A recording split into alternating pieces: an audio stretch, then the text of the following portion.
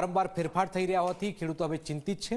ક્યારેક ઠંડી ક્યારેક ગરમી, આ વચ્ચે માવઠાની પણ આગાહી કરાઈ છે, જેના કારણે શિયાળુ અને ખાસ કરીને ઘઉંનો પાક જેણે લીધો છે તેવા ખેડૂતો હવે ચિંતિત છે।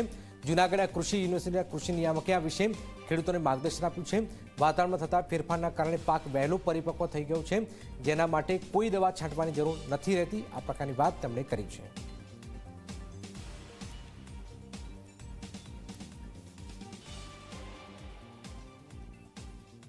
30-31 જાન્યુઆરીથી હવામાનમાં પલટો આવશે। ફેબ્રુઆરીની શરૂઆત સુધીમાં વાદળવાયુ આવવાની શક્યતા રહેશે। વિષમ હવામાનની વિપરીત અસર ઊભા કૃષિ પાકો પર થવાની શક્યતા રહેશે, જેમાં લગભગ તુવર જેવા પાકોમાં મોલો મસી આવવાની શક્યતા રહેશે। રાયડામાં પણ મસી આવવાની શક્યતા રહેશે।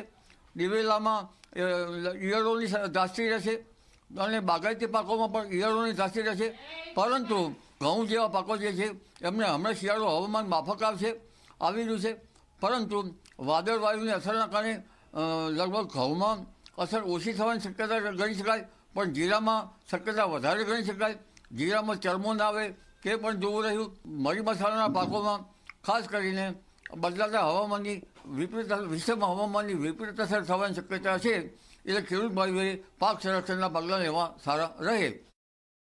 ઘઉં પાક છે એ ઠંડા તાપમાન માટે અનુકૂળ હોય છે, પણ ઘણી વખત એવું હોય છે કે પાછતરું જ્યારે જાન્યુઆરી મહિનાના એન્ડ બાજુ જઈએ ત્યારે તાપમાન સડન વધારો થતો હોય છે। તેને લીધે ઘઉંનો પાક છે એ મેચ્યુરિટી એટલે કે પરિપક્વતા ઉપર સડન આવી જતો હોય છે, બરાબર છે। તો એ એક કુદરતી વાતાવરણના ફેરફારને લીધે થતો હોય છે, જેની અંદર કોઈ માનવ સર્જિત હોતું નથી, જેથી કરીને એની અંદર પાક પરિસ્થિતિની અંદર કોઈ પણ પ્રકારની દવા છાંટવાની જરૂરિયાત રહેતી નથી અને પાક છે એ વહેલો મેચ્યોર થઈ જતો હોય છે। એટલે જે ઠંડી વધ અને ઘટનો જે છે એની લીધે પાકની પરિસ્થિતિ ઉપર એની પરિપક્વતા અથવા તો પાકવાના દિવસોની અંદર વધઘટ જોવા મળશે।